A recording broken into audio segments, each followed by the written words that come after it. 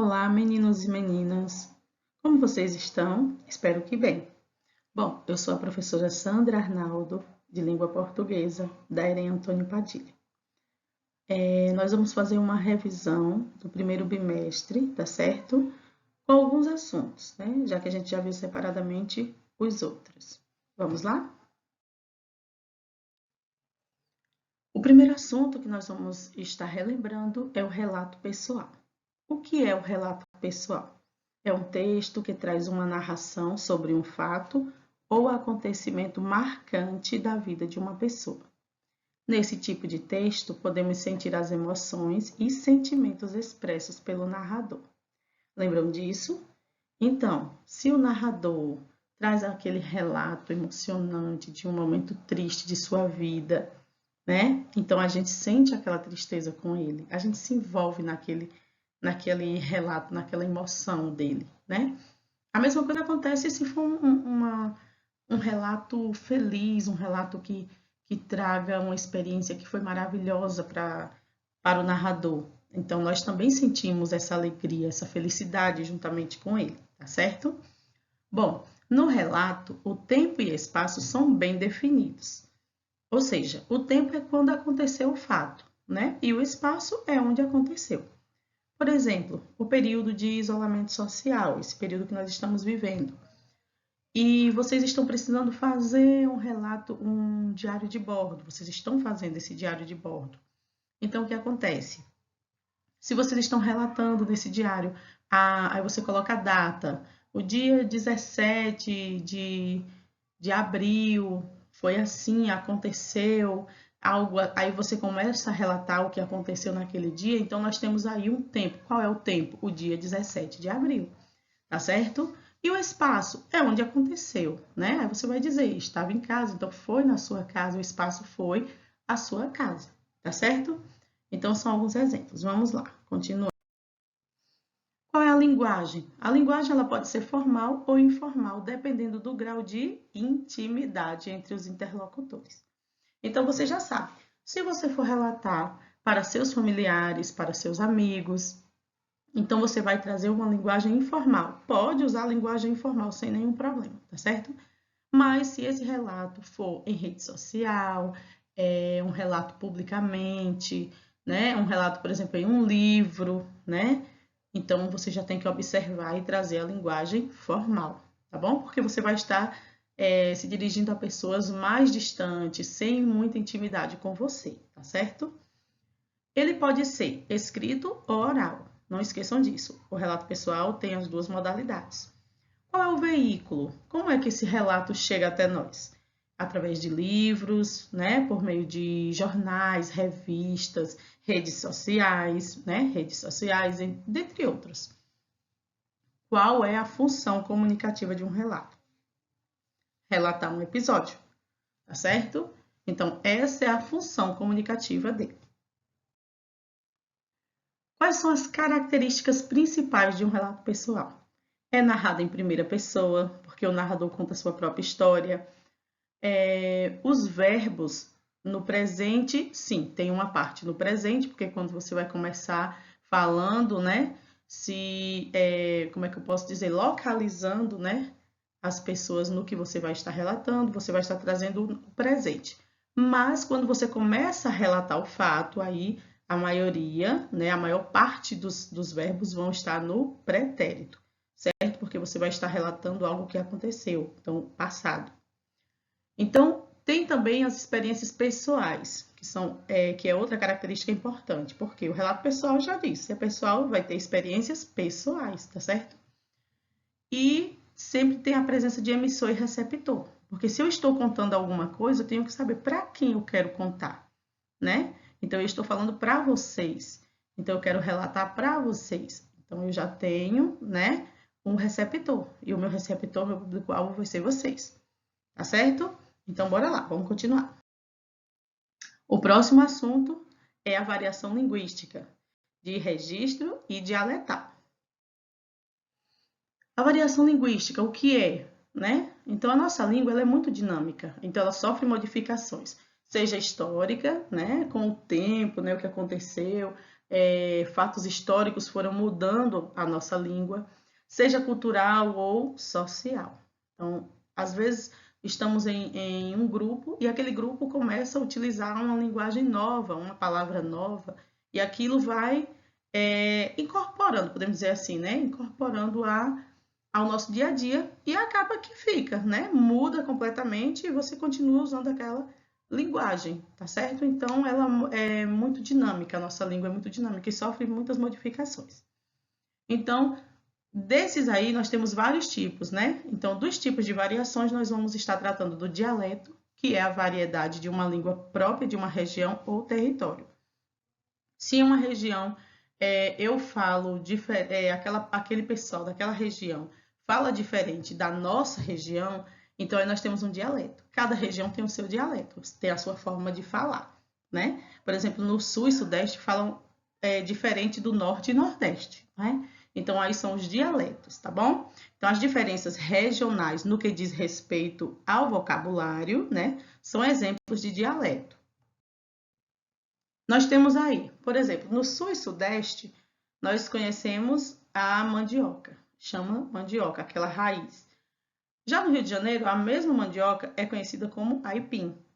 E no norte e nordeste, o aipim e a mandioca é conhecida como macaxeira. Aí nós temos esse exemplo de dialeto.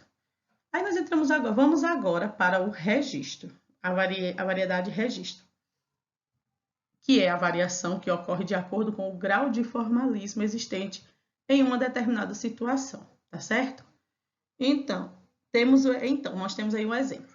Em uma entrevista de emprego, em redações, em exposições públicas, deve ser usada a variedade padrão ou norma culta. Então, como o formalismo, né, entre o emissor e receptor é um pouco distante, é um pouco maior, o formalismo é maior porque não tem intimidade entre eles, então é necessário usar a variedade padrão, tá certo? A norma culta. Se for o caso de você estar conversando em um grupo de amigos, né? Uma conversa entre jovens, por exemplo, então aí você você pode usar normalmente a variedade não padrão, porque nesse momento ela vai ser a mais adequada ao contexto comunicacional, tá certo? Então eu tenho um exemplo aí do dicionário dos manos, que é uma forma diferente. Por exemplo, se a gente fala briga, né? Aí no dicionário dos manos diz arranja treta. Ah, o mano não cai, ele diz aí, capota, né? Mano não entende, se liga. Então, quando eu digo entendeu, às vezes, se ligou? Então, quer dizer a mesma coisa, só que em variedade linguística diferente, certo? Então, mano não passeia, dá um rolê, né? E mano não fala, troca ideia. Então, veja, essa forma de se comunicar, arranja treta, capota, se liga, é próprio de um grupo, e de um grupo que tem intimidade. Por isso que usa essa linguagem, que não é, a variação linguística, não é a variedade padrão. Ela é uma gíria, por exemplo, tá certo? Mas que cabe muito bem, né, no contexto de comunicação, já que está entre amigos. E por último, nós temos aqui as figuras de linguagem, tá certo? Só para a gente relembrar, tá, pessoal? A gente trabalhou muito bem todos esses assuntos, mas que para quem está aí de repente, esqueci, então nós vamos relembrar. As figuras de linguagem nós temos a metáfora, que é onde ocorre uma comparação em que o conectivo comparativo está subentendido, tá certo? Ele fica ali escondidinho. Então nós temos um exemplo. Meu pensamento é um rio subterrâneo. Fernando Pessoa. Então, meu pensamento é um rio subterrâneo. Então, é como um rio subterrâneo. É uma comparação, mas o elemento não está aqui. A conjunção como não está presente na frase. Então, nós temos uma metáfora, que é quando nós temos uma comparação de forma implícita, tá certo? E aí nós temos a segunda, que é a personificação ou prosopopeia, que consiste em atribuir a seres inanimados características próprias dos seres humanos. Lembram disso? Então vamos lá ao exemplo. O jardim olhava as crianças sem dizer nada. Então, olhava e dizer são características de seres humanos, tá? Mas aí foi atribuída ao jardim, tá certo? Então, aí nós temos a presença da personificação. Lembrem, personificação de pessoa, né? Então, atitudes que são de pessoas, características que são de pessoas vão ser atribuídas a seres inanimados, tá bom? Aí nós temos a ironia. O próximo é a ironia, que é um recurso linguístico que consiste em afirmar o contrário do que se pensa. Olha o exemplo. Que pessoa educada entrou sem cumprimentar ninguém? Sem cumprimentar ninguém. Veja, se ela é uma pessoa educada, então ela deveria cumprimentar. Então veja que nós estamos falando o oposto do que realmente queria dizer, tá certo? Então a ironia é isso, é uma crítica, né? Que você faz uma crítica, colocando justamente o contrário do que você gostaria de dizer. Aí nós vamos para a antítese, que é o emprego de palavras ou expressões de significados opostos na mesma frase, tá bom? Exemplo, os jardins têm vida e morte. Então, veja, vida e morte são palavras opostas e estão na mesma frase. Então, isso é uma antítese, tá certo? Nós temos agora o eufemismo, que consiste em atenuar um pensamento desagradável ou chocante. Então, é você usar uma forma mais branda de passar o que você quer dizer, tá bom?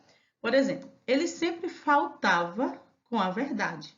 Então, para não dizer, ele era um mentiroso, ele sempre mentia muito, né? Então, ele sempre faltava com a verdade. Veja, está falando a mesma coisa, mas de forma mais leve, podemos dizer assim, tá certo? Mais suave. Outro exemplo seria em relação à morte. Ah, ele morreu, né?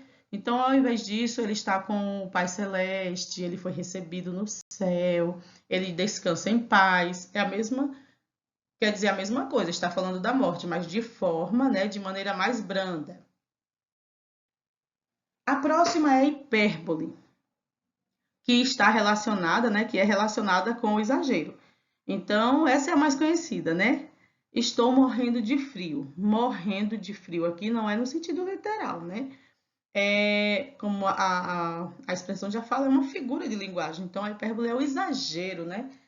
E vocês conhecem muito bem. Professora, deixa eu beber água, estou morrendo de sede, né?